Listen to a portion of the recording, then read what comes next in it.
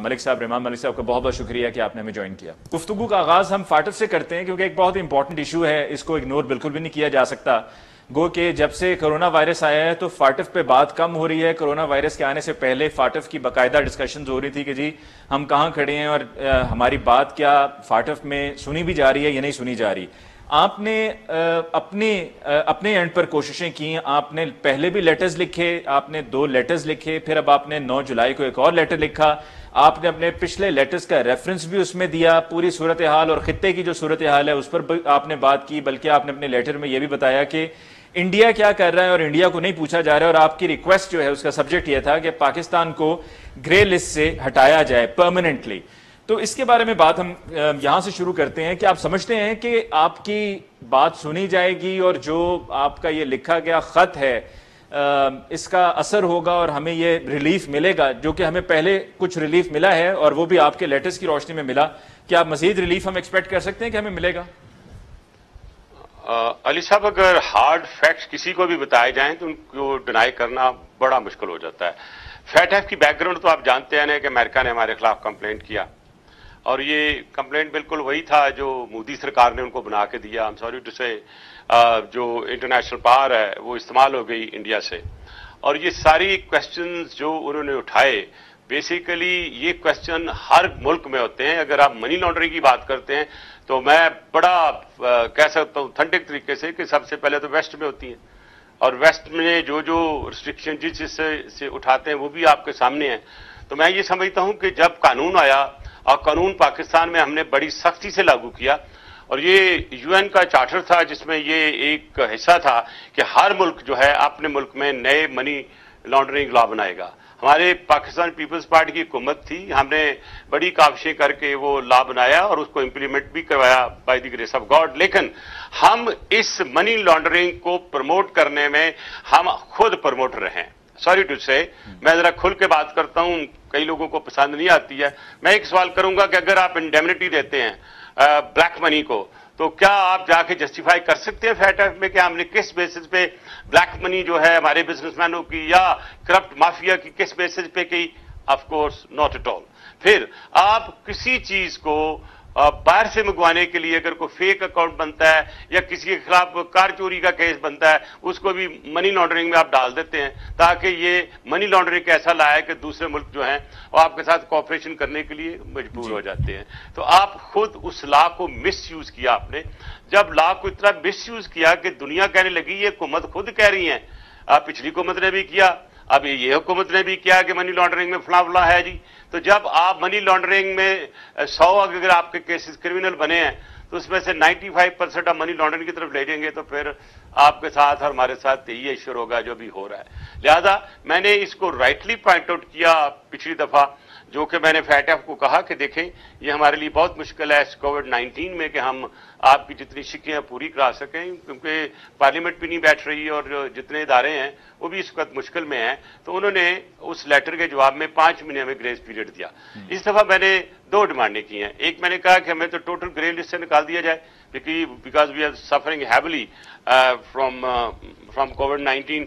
2, कल की रिपोर्ट जो मैं देख रहा हूं, गवर्नमेंट कहते हैं जी कम हो रहा है। बिल्कुल मैं इसके बर्क्स कह रहा हूं कि कोई काम नहीं हो रहा, ये बढ़ रहा है। लोगों को तसल्लियां देने के लिए सिर्फ नहीं है, मैं उसको अभी थोड़ी देर तक आपको प्रूव भी करूंगा मैं क्यों कह रहा हूं ये बढ़ रहा है, और ये अगस्त में और बढ़ेगा। लिहाजा मैंने कोविड की पूरी तफसील देते हुए रिक्वेस्ट की है प्रेसिडेंट ऑफ फैटफ को कि आप हमारे इसको निकाल दें या हमें कम से कम 1 साल का ग्रेस पीरियड दे दें। और मैं I am quite hopeful the facts which I have narrated with the details, जैसे मैं लास्ट टाइम किए थे तो उन्होंने ये मेरी बात मानी। लेकिन साथ ही साथ मैंने ये भी कहा है कि इंडिया में जो कुछ हो रहा है या इंडिया ने जितनी मनी लॉन्ड्रिंग की है, उनका तो अपना प्राइम मिनिस्टर मुलव्वस था, उनके बड़े बड़े जो मिनिस्टर हैं उसमें मनी लॉन्ड्रिंग में मुलव्वस थे, लेकिन आपने उसके खिलाफ एक्शन नहीं लिया। और मैंने बिमा प्रूफ्स के साथ फैटफ को भेजा था। सरप्राइजिंगली जो जवाब आया अली साहब, इट्स वेरी इंटरेस्टिंग। वो कहते हैं जी FATF is a policy department, तो इसमें अगर एक्शन नहीं हम ले सकते। तो फिर मैंने दूसरा लेटर लिखा कि अगर ये पॉलिसी डिपार्टमेंट है तो फिर ये पाकिस्तान को क्यों आपने इस इतनी लंबे एक झगड़े में डाल दिया है? Why don't you bring India also in it? क्योंकि इंडिया जो आप हम पे इल्जाम लगा रहे थे 3 टाइम 4 टाइम उनका है, लेकिन उन्होंने नहीं सुनी, क्योंकि इस वक्त भी और पहले भी प्राइम मिनिस्टर मोदी यूरोप का एक डार्लिंग है, उसको डार्लिंग बनाया गया। वो डार्लिंग क्यों बनाया गया वो आगे चल के मैं आपको, लेकिन रहमान मलिक साहब, प्राइम मिनिस्टर इमरान खान साहब को भी बज़ाहिर बड़ा पसंद किया जाता है वेस्ट में।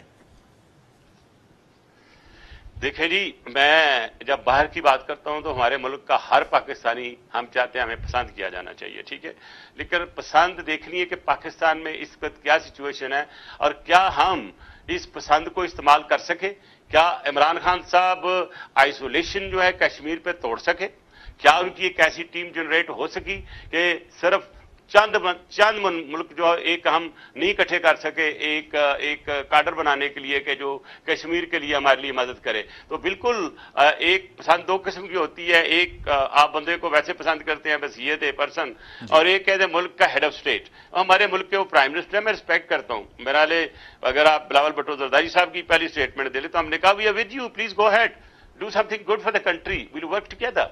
लेकिन ये चीज जो आपने बात की है, मैं सिर्फ ये कहूंगा कि हमारी इस वक्त भी जो फैट एफ में भी हुआ तो क्या हम बंदे तोड़ सके? बल्कि वो मुल्क जो हम अपने समझते थे बहुत करीबी हैं, उन्होंने भी हमें वोट नहीं दिया। तो फिर हमारी क्या मैं हक मुजाहिद नहीं हूं ये कहने में कि हमारी फॉरेन पॉलिसी जो है वो डिफेक्टिव है? There is something wrong somewhere कि हमें दुनिया नहीं सुनती। रहमान मलिक साहब, आपसे हमारी गुफ्तगू जारी रहेगी। इस मौके पर नाज़रीन हमें लेनी है ब्रेक, हमारे साथ रहिएगा।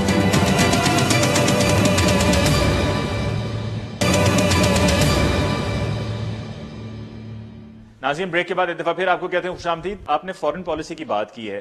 फॉरेन पॉलिसी, फॉरेन मिनिस्टर जाहिर बात है हमें रिप्रेजेंट करते हैं। पॉलिसी जब हमारी फॉरेन पॉलिसी बनती है तो उसमें सिर्फ फॉरेन ऑफिस इन्वॉल्व नहीं है, बहुत से आपके अहम इदारे और भी शामिल होते हैं फॉरेन पॉलिसी को जब तरतीब दिया जाता है। शाह महमूद कुरैशी साहब, आपके भी फॉरेन मिनिस्टर थे, अब भी फॉरेन मिनिस्टर हैं। क्या आपको लगता है कि वो अंडर परफॉर्म कर रहे हैं? सही से हमारा जो नैरेटिव है वो आगे नहीं पहुंचा पा रहे, लॉबिंग सही से नहीं हो पा रही है? सर वो देखे, आदमी एक ही होता है, उसको पॉलिसी क्या मिलती है उसके हिसाब से चलना होता था। एक वक्त था जब वो हमारे फॉरेन मिनिस्टर थे और प्रेसिडेंट जरदारी साहब का एक इनिशिएटिव चला था फ्रेंड्स ऑफ पाकिस्तान, और ये वो वक्त था जब सारी दुनिया कहती थी पाकिस्तान को पैसे दो, पाकिस्तान को मदद दो। फाटा में पैसे आने की हो गई, उन्होंने हमारी मदद कर दी इलेक्ट्रिसिटी प्रोडक्शन में भी, हर चीज में। उस वक्त हर कोई कह रहा था कि पाकिस्तान को पैसे दो, आज हर कोई कह रहा है पाकिस्तान को पैसे ना दो, पाकिस्तान की इमदाद ना करो। तो then one has to find that thin line कि वो किस वजह से हुआ कि हमारी हुकूमत में हमारे सारे दोस्त थे, even president of United States to European जितने लीडर थे। I remember I went with president Zardari to Japan, और वहां से हमने कितने पैसे इकट्ठे किए थे पाकिस्तान के लिए, और पाकिस्तान के लिए इतनी हमदर्दियां पैदा हो गई थी क्योंकि हमने इतनी सारी सैक्रिफाइसेस की थी वॉर ऑन टेरर में। तो क्या मैं ये कहने में हक बजान नहीं हूं कि हम शायद उस लेवल की पब्लिसिटी या उस लेवल की जो हमारी पॉलिसी है उसको उजागर नहीं कर सके दुनिया में? लिहाजा मेरा भी मुल्क है, ये आपका ही मुल्क है, हमारी आने वाली नस्लों का मुल्क है। मैं किसी पे ब्लेम गेम नहीं कर रहा हूं, लेकिन बैठ से सोचना चाहिए कि अपनी अकाउंटेबिलिटी करनी चाहिए कि आखिर क्या वजह हुई है कि हमें दुनिया में उस लेवल पे पसंद नहीं किया जा रहा जैसे इसे पहले किया जा रहा था। इसमें कोई शक नहीं है कि जब नून की गवर्नमेंट आई उनका भी फॉरेन मिनिस्टर नहीं था। मैं किसी पे ब्लेम गेम करने की बजाय ये कहूंगा आए आगे बढ़े और जो गलतियां पीछे होगी उनको छोड़े और आगे लेके चीजों को चले, ताकि हम आने वाले वक्त में अपनी फॉरेन पॉलिसी, अपनी इकोनॉमिक पॉलिसी, अपनी इंटरनल पॉलिसी और जो लोगों की भलाई की चीजें हैं उन पे हम कॉम्प्रोमाइज न करें और एक सेट प्रोसीजर के तहत चलें। मैंने इसके लिए इवन इमरान खान साहब को 3 लेटर लिखे और लास्ट लेटर में भी ये मैं लिखा कि आप एक एपीसी करें। उस एपीसी में आप 4 एजेंडा को सामने रखें और खास तौर पे जो पाकिस्तान की इस वक्त इंटीग्रिटी की, पाकिस्तान की सलामती है, इकोनॉमिक पॉलिसी है और जो फॉरेन पॉलिसी है उस पे आप सबका बयानिया लें, सबके लें और कलेक्टिव सोच के साथ आगे चलें। कोई उनको मना नहीं करेगा, आई एम श्योर, लेकिन जो ईगो के मसले हैं कुछ लोगों के, उनके लिए मैं तो कुछ नहीं कर सकता। आई होप कि आज भी जो मैं बात कर रहा हूं वो सुनी जाएगी और ये मैं एड्रेस किसी पार्टी को नहीं कर रहा हूं, I am addressing every Pakistan of mine.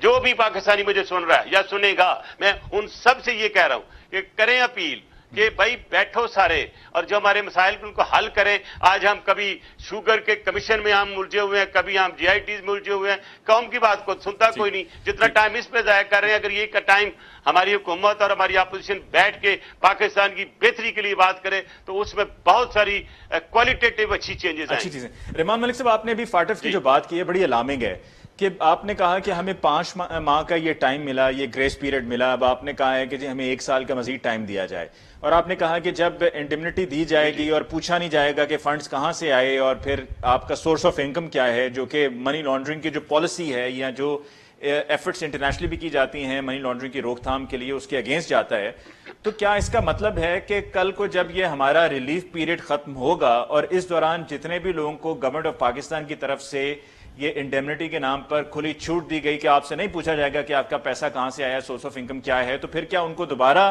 اس میں دائرے میں لایا جائے گا اور ان سے کہا جائے گا کہ ہاں جی یہ جو آپ نے انویسٹمنٹ کی ہیں اس دوران اس کا جواب دیں، کیونکہ فاٹف کی طرف سے بھی پریشر ہوگا؟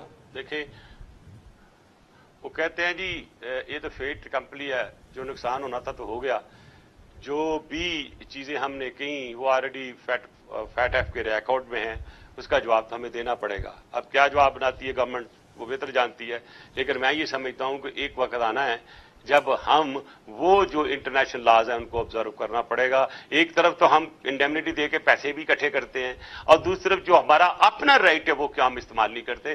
آج ہم بالکل فورس میجور کی سچویشن میں ہیں، اور ہماری جو آئی ایم ایف جو ہے اس کا پیسہ ہے، ورلڈ بینک کا ہے اور دوسرے ڈونرز کا ہے، اس وقت ہمیں رائٹ ہے یہ کرنے کا، ریفیوز کرنے کا کہ ہم نہیں دیتے ہیں، فورس میجور ہے، اور یہ اس قانون کا حصہ ہے جو کہ ہم پہ لاگو ہوتا ہے۔ اور اس کے علاوہ اگر آپ فورس میجور کو بھی نہیں لیتے، کہ جو یونائٹڈ کنگڈم میں لایا، جو پوری دنیا میں ایپلیکیبل ہے کہ فورس میجور کے تحت آپ ریلیف لے سکتے ہیں، لیکن مجھے افسوس ہے کہ ابھی بھی ہمیں آئی ایم ایف لالی پاپ دے رہا ہے۔ میں آج پڑھ رہا تھا کہ پاکستان کی اکانومی اب امپروو ہو جائے گی اور دنیا پوری کی اکانومی ڈاؤن ہو رہی ہے۔ I M F in what way are you telling? Do you think we really foolish? Do you think we are stupid? Do you think کہ ہمارے ہاں لوگ سوچنے والے نہیں ہیں؟ وہ کیوں کہہ رہے ہیں؟ وہ اس لیے کہہ رہے ہیں کہ پاکستان کہیں کھڑا نہ ہو جائے، وہ کہہ جی ہم پرانے پیسے کوئی نہیں دیں گے، یہ فورس میجور ہم لاگو کریں، یہ سیکشن آپ نے جو کرنا ہمارا کر لیں۔ وہ تھوڑے تھوڑے پیسے لے کے ہمیں اپنے ساتھ انگیج کیے ہوئے ہیں۔ تو میں اپیل کروں گا جتنی بھی ہماری حکومتی فائنینشیل ٹیم ہے، including the prime minister of Pakistan, کہ آپ اس سیکشن کو ضرور انووو کریں۔ یہ آپ کے لیے نہ بلکہ آپ کے قرضے کم ہوں گے۔ جب تک ہماری ڈیٹ ریٹائرمنٹ نہیں ہوتی پاکستان ترقی نہیں کر سکتا۔ ابھی بھی جو آئی ایم ایف آپ کو ٹرانش دے گا وہ آپ اس کو واپس دینی ہے اس سود کی صورت میں جو سود چڑھ چکا ہے۔ اس موقع کو نہ گنوائیں، اگر جو گنوائے گا تو میں سمجھوں گا پاکستان کا خیر خواہ نہیں ہے۔ آپ سے ہماری گفتگو جاری رہے گی، اس موقع میں ناظرین ہمیں لینی ہے بریک، ہمارے ساتھ رہیے گا۔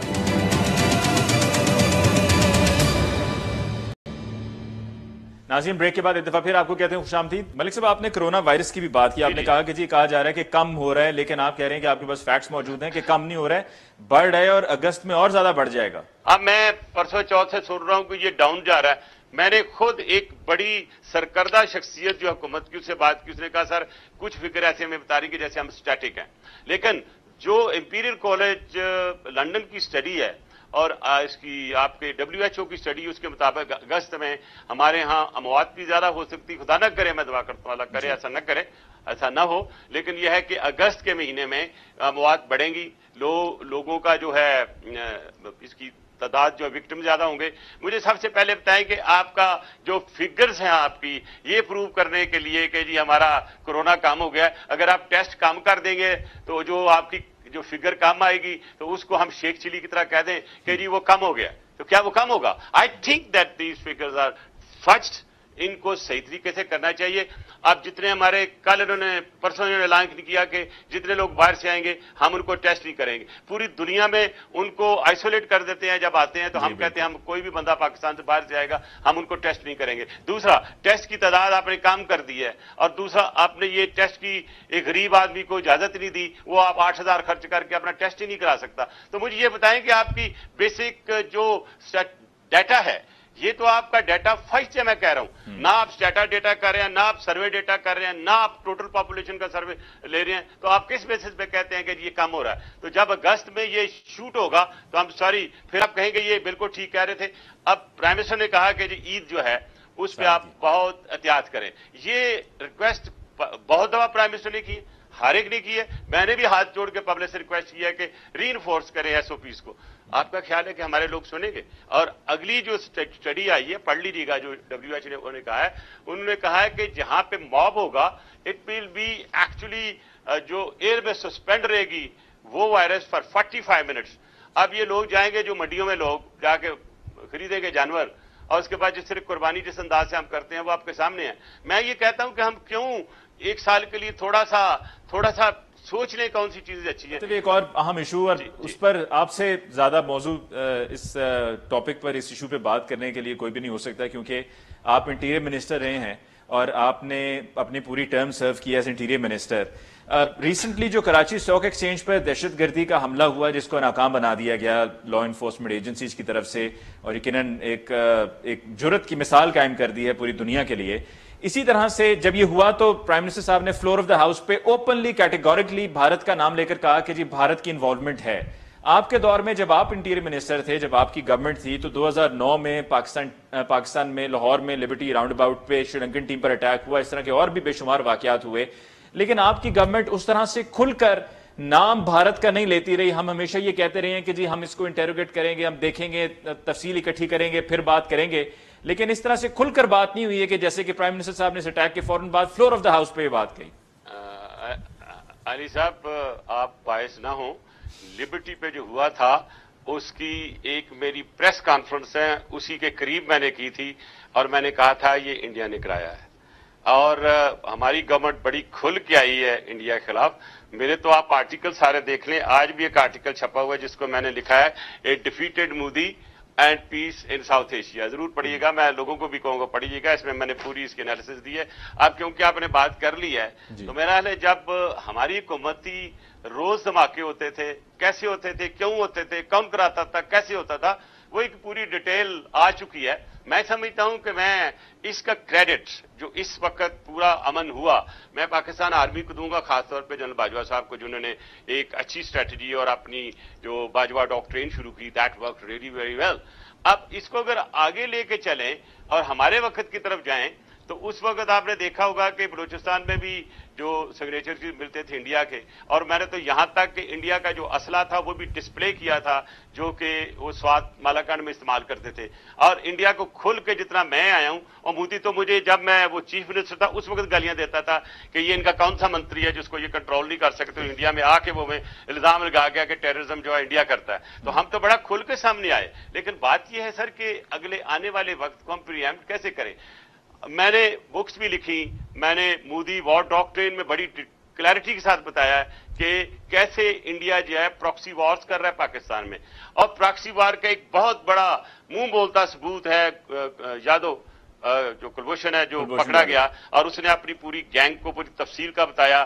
کراچی میں جیسے وہ لوگوں کو مارتے تھے اور بلوچستان میں جیسے لوگوں کو مارتے تھے وہ آپ کے سامنے ہے. اور پھر اس سے بڑھ کے آگے آئیے کہ یہاں آن ریکارڈ, اور آپ ضرور کسی وقت میرے ساتھ یہ بڑی ڈیٹیل سے ڈسکشن کر لیں, ان کو نکال کے جو میں بات کر رہا ہوں یہ فیکٹس کے ساتھ کر رہا ہوں کہ پرائم منسٹر مودی نے بات کی بھگتی صاحب سے جو اس وقت وہاں پہ ہیں سوئٹزرلینڈ میں ہیں, اور انہوں نے کہا ہم آپ کے ساتھ ہیں, اور اس نے پھر اس کے جواب میں تعریف کی برامداد بھگتی نے کہ انڈیا بہت اچھا ہے, اس نے ہمارے ساتھ بہت اچھا کیا ہے. میرے پاس اس وقت جب انٹیریئر منسٹر تھا میرے پاس وہ ٹیپس موجود ہیں جو ان کے جو راہ کے لوگ بات کرتے تھے, کچھ بلوچستان کے لوگوں کو جن کو پیسے بھی دیتے تھے اور ان کو تیار بھی کرتے تھے. پھر اس کے علاوہ جس انداز سے انہوں نے ابھی ہمارے کو تقریباً 1000 ہمارے نوجوان پٹھان جو کہ تعلق رکھتے ہیں وہاں سے بلوچستان سے اور ہمارے کے پی کے سے, ان کو تیار کیا ہے, اور اس میں تیاری کرانے کے لیے ٹریننگ کرانے کے لیے راہ اور اس کا جو افغانستان کی انٹیلیجنس ایجنسی دونوں مل کے انہوں نے کیا ہے, کیونکہ پاکستان کو ڈی اسٹیبلائز کرنے کے لیے وہ اپنی پوری تیاری کر کے بیٹھے ہوئے ہیں. میرے نوٹس میں آیا کہ ڈپلومیٹک انکلیو میں ایک چاند ماری جسے کہتے ہیں فائرنگ رینج بن گئی ہے. تو جب میں نے دیکھا, میں نے خود بھی ایگزامن کیا, تو میں نے اسے ودن 48 آور اٹھا دیا. مجھ سے امریکن ایمبیسی کے لوگ ہائیسٹ لیول پہ لوگ ناراض ہوئے کہ یہ کیوں کیا, کیونکہ میں نے انہیں کہا مجھے واشنگٹن میں دے دے 2 ایکڑ زمین ہارٹ آف واشنگٹن, تو میں آپ کو دیتا ہوں 2 ایکڑ. تو دیکھیں آپ کو جب تک tit for tat and you do not show you eyes اور قانون اور اپنے ملک کی ساورنٹی کو نہیں دکھاتے, کوئی آپ کی عزت نہیں کرتا. آپ دیکھیں انڈیا نے کیا کیا ہے, انڈیا ٹوٹلی سر وہ ڈسکشن کو میں آگے ذرا بڑھانا چاہ رہا تھا, لیکن ابھی آپ کی باتوں میں آپ نے بھی جو یہ امریکن ایمبیسی کی بات کی اس میں یہ ذہن میں فوری طور پہ آیا کہ ریمنڈ ڈیوس والا واقعہ بھی جو ہے یہ آپ ہی کے دور میں ہوا تھا. जी देखिए, ये सारी दुनिया कहती है हमारे दौर में आया था, लेकिन वो आए हुए तो हमारे से पहले के थे। मैंने तो सारे के सारे वीजे बैन कर दिए थे इनके, और जब मैंने वीजे बैन किए तो अमेरिका नाराज हो गया, उनका डेलीगेशन कोई मुझे मिलने नहीं आता था। और इसको भी मैंने आइडेंटिफाई किया, रेमंड डेविस को, कि he is not a diplomat, और उसमें मैंने सारे पासपोर्ट इनके जो थे बैन कर दिए थे, वो जो डिप्लोमेटिक वीजा पे ट्रैवल करते थे। मैंने कहा हमारे अगर 20 डिप्लोमेट्स हैं तो आपको भी हम आपको सिर्फ 20 वीजे देंगे डिप्लोमेट के, आपको हम 150 या 200 तो नहीं दे सकते। और उस वक्त निकाल लीजिए, मैंने पूरे पाकिस्तान का सर्वे कराया था, और टोटल अमेरिकन उस वक्त जो थे 832 थे, उनको भी हमने स्क्रीन आउट करके वापस भेज दिया था। और एक और आज एक वाकया मैं बताऊं आपको, शायद बात क्योंकि चल पड़ी है। एक दिन मैं आ रहा था बाहर से, कराची से आ रहा था, तो मैं जब लैंड कर रहा था मैंने देखा ट्रक्स जो हैं, वो जो एक गैमन गेट है इस्लामाबाद का, उधर से जाते हुए नजर आए मुझे। तो मैं सीधा जाके लॉन्ज में जाके मैंने FIU को बुलाया, मैं कौन है ये? कहते हैं जी ये आते हैं अमेरिकन और ये निकल जाते हैं और यहीं से वापस आते हैं। मैंने उसी वक्त ताला लगवाया, मैंने कोई अमेरिकन जो है निकलेगा वो फौजी हो या कोई हो, have to have the visa. और फिर अमेरिका मुझसे नाराज हुए। देखिए बात सुने, यू हैव टू सेट, और ये रेमंड डेविस भी उन्हीं लोगों में से था जो आया था, और रेमंड डेविस को जिस तरह भेजा गया और हमारी पार्टी का जिन्होंने भेज दिया, मैं डिस्कशन करने के लिए तैयार हूं। इवन बैठ जाए शाहमूद कुरैशी, बैठ जाए फॉर्मर चीफ मिनिस्टर, बैठ जाए, मैं बताऊंगा कि कैसे पंजाब गवर्नमेंट से उसको निकाला गया, वो कैसे लेके गए। पहले एक लंबी डिस्कशन है, मैं इसमें नहीं जाना चाहता। एक और वक्फा हमें लेना है, वक्फे के बाद हम लौट कर आएंगे। तो जैसा कि प्रोग्राम के आगाज में हमने कहा था कि जो JIT है उज़ैर बलोच की, इस पर भी हम आपकी राय जानेंगे, लेकिन एक ब्रेक के बाद।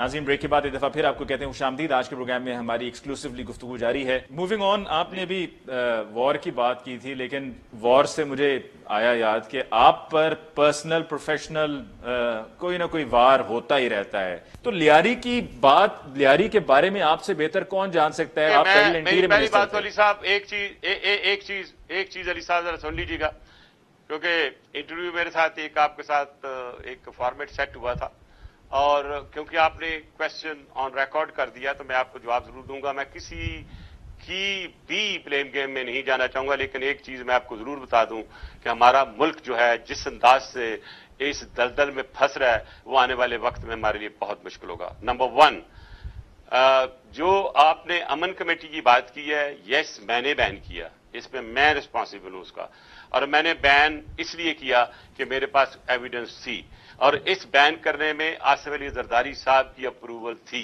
तो लिहाजा ये कहना कि आसिफ अली जरदारी साहब अमन कमेटी को सपोर्ट करते थे, तो मैं चैलेंज के साथ कहता हूं कोई ऐसी बात नहीं थी। हां, कुछ हमारी लोकल क्यादत जो थी वो चाहती थी कि अमन कमेटी जो है, क्योंकि हमारी पीपल्स पार्टी के पुराने लोग हैं तो वापस आना चाहते हैं, वो उनका लोकल मसला था, मैंने उसमें इंटरफेयर नहीं किया। लेकिन अगर आपको याद हो तो जब ये बल्दिया का हुआ इशू, तो मैं खुद पहुंचा वहां पे उस वक्त के DIG और सेक्टर कमांडर से पूछ लीजिएगा कि आग के शोले भड़क रहे थे उस वक्त। जब मैं अंदर गया हूं, मुझे जाने की इजाजत नहीं दे रहे थे, मैंने गेट तड़वा के अंदर गया, और वो शोलों का मैंने अच्छी तरह जब मुआयना किया तो 2 बिल्डिंग में आग लगी हुई थी। जो दूसरी बिल्डिंग थी वो तकरीबन 20 फुट का फैसला था वो दूसरी बिल्डिंग का। तो मैंने उसका पूरा चक्कर लगा के देखा तो मुझे एक धार मिली एक लिक्विड की, तो मुझे शक पड़ा कि ये इसमें एक्सप्लोसिव यूज हुआ है। उसी एक्सप्लोसिव का सैंपल मैंने उठाया उस लोकल SHO के थ्रू, और वहीं बैठ के मैंने एक कमेटी ऑर्डर की, headed by the sector commander of rangers, DIG और सारे ऑफिसर। लेकिन क्या रहमान मलिक साहब आपको ये मालूम था कि बल्दिया फैक्ट्री के लिए रिस्पांसिबल या किया धरा MQM का है, वो इसके पीछे है? Did you get to know while you were there, while your government? मैंने आपको अर्ज किया ना कि जब देखिए, मैं पहले पूरी मेरी बात सुन लेना। मैंने कहा कि मालकान को पकड़ो आप, ताकि पता चले कि मुझे उसको शक था या ये इंश्योरेंस के लिए हुई है या कोई सैबोटाज है। तो जब उनके मालकान को पकड़ा गया, उस वक्त तक हमारी हुकूमत जा चुकी थी, इन्वेस्टिगेशन वही चलती रही, और मालकान ने बताया कि हमसे भत्ता मांगा था, जो लोकल उनका कोई सेक्टर इंचार्ज होता है। उसके बाद की इन्वेस्टिगेशन का नहीं पता मुझे कि क्या हुआ। लेकिन मैं एक चीज अर्ज कर दूं सर, कि पाकिस्तान पीपल्स पार्टी के वक्त हमने अपनी पूरी कोशिश की कि हम वहां पे अमन दें, और हमें इल्जाम लगाती हैं लोग कि जी आपने MQM के साथ काम किया, आप MQM को मनाने चले जाते थे। मुझे सक्सेसिव गवर्नमेंट बता दें, क्या आज MQM और PTI इकट्ठे काम नहीं कर रहे? क्या MQM ने और PML नून ने इकट्ठा काम नहीं किया? एक चीज मानिए, और मैं अपनी आवाम से भी रिक्वेस्ट करूंगा और हर सुनने वाले कहूंगा कि MQM एक हकीकत है, उसको आपको रिकॉग्नाइज करना पड़ेगा। और दूसरा, अगर रूल ऑफ लॉ मुल्क में होगा तो किसी पार्टी की जरूरत नहीं होगी, किसी इंडिविजुअल की जरूरत नहीं होगी। हम क्या करते हैं, हमने ये जीआईटीज का एक प्रोसीजर बना लिया हुआ है, और ये JITs basically no confidence on those departments जिनका ये काम था। पुलिस का काम है, अगर आप उस पर जीआईटी बना देते हैं नो कॉन्फिडेंस हो गया। और कानून में सिर्फ एक शिक है, वो है एंटी टेररिज्म, जिसमें आप जीआईटी बना सकते हैं। बाकी जीआईटी मीन नथिंग।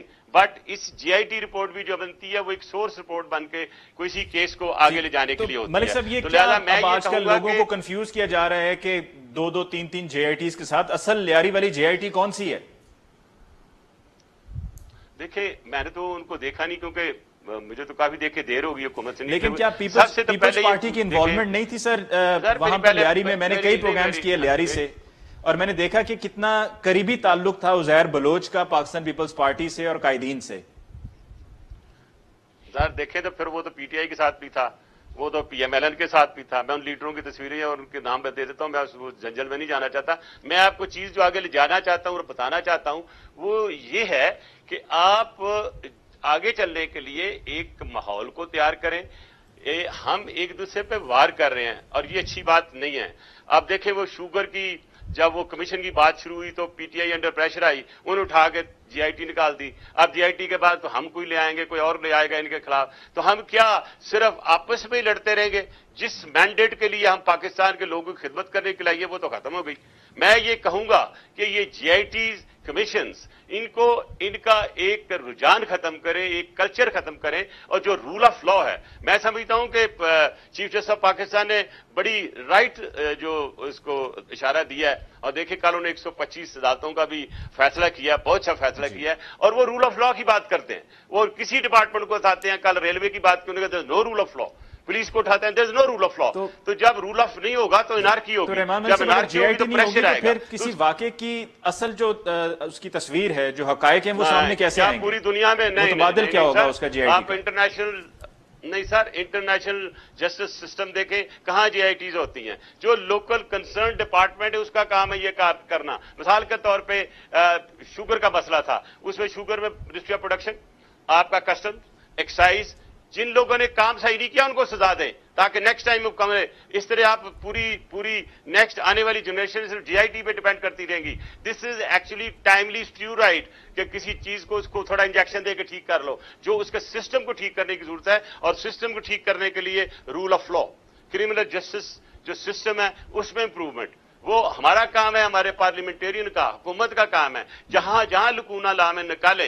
और मैं ये समझता हूं कि अगर इसी झगड़े में आप पड़े रहेंगे कि एक दफा कोई कमीशन की रिपोर्ट आ जाएगी, उसमें झगड़ा शुरू हो जाएगा, दूसरा जीआईटी की रिपोर्ट आ जाएगी, उसमें झगड़ा शुरू हो जाएगा। जब हुकूमतें बैठी होती हैं वो बहुत कुछ करती हैं, बहुत से मसाइल होते हैं, और वो चलाने के लिए रहमान मलिक साहब, क्या आपको लगता है कि उज़ैर बलोच इन तमाम 198 अफराद के कत्ल के लिए जिम्मेदार है, या उज़ैर बलोच को इस्तेमाल किया गया था? जी देखे जी, वो मैं ना इन्वेस्टिगेटर हूं ना मैं जस्टिस हूं सर, लेकिन आप इंटीरियर मिनिस्टर थे, आपके पास सारी इंटेलिजेंस रिपोर्ट्स थी। जो इंटीरियर मिनिस्टर जो होता है वो सुपरवाइज करता है, वो कोर्ट नहीं होल्ड करता। अगर शक है फेडरल गवर्नमेंट को, तो फेडरल गवर्नमेंट के पास एक इख्तियार है कि वो किसी केस को ट्रांसफर करके फेडरल गवर्नमेंट में ले जाते हैं, वहां ले जाके इन्वेस्टिगेट कर लें। तो ये कहना कि फलां ने ये कहा है, अगर कोई बंदा अपने लिए काम करता रहा और बता इकट्ठा करता रहा, और अगर ये अच्छा बंदा होता, लेट्स बी वेरी फ्रैंक, अगर ये अच्छा होता तो मैं इस पर रेड क्यों करता, मैं इसको पकड़ने की कोशिश क्यों करता? जब ये भाग गया तो मैंने इंटरपोल को लेटर मैंने लिखे, मैंने सेक्रेटरी जनरल इंटरपोल को मैं खुद मिला, जब ये यूएई में पहुंचा वहां तक भी मैंने इसका पीछा किया था। तो आप इसे अंदाजा नहीं कर सकते कि उस वक्त की हुकूमत under president Asif Ali Zardari was very sincere to take action against him. मैंने जितने एक्शन जारी लिए कभी मुझे प्रेसिडेंट जरदारी मना नहीं किया। सन 2012 में जो ऑपरेशन हुआ था, जो चौधरी असलम शहीद ने उस वक्त उसको कैरी आउट किया था, कामयाब नहीं हुआ था वो पुलिस का ऑपरेशन, पुलिस के जवान भी उसमें शहीद हुए थे। देखिए, बात यह है कि जो ऑपरेशंस हम फेडरेशन से कराते थे वो ज्यादातर रेंजर्स के साथ होते थे। जो लोकल ऑपरेशन से नेचुरली लोकल पुलिस करती थी, और federal minister sitting in Islamabad is not suppose to know what is happening every day. तो इसलिए मेरा ख्याल है कि ये एक ऐसा टॉपिक है जिसके पूरी मार्किंग करके 1 by 1 करके डिस्कस करना चाहिए, क्योंकि आवाम और कंफ्यूज होगी इसमें। लेकिन मैं इस कंफ्यूजन को दूर करता हूं कि ये जो 3-4 GITs کی بات ہو رہی ہے ان کو اکٹھا کر لیں, بٹھا لیں, ابھی بھی کون منع کرتا ہے آپ کو؟ اور سب سے پہلے تو یہ دیکھنا چاہیے کہ یہ GIT بنی کیوں, کس لیے بنائی گئی, کس نے بنائی, کیا مقصد تھا اس وقت, اس کے بعد فالو اپ میں کیا ہوا پیپلز پارٹی کے ساتھ, وہ بھی آپ دیکھ لینا.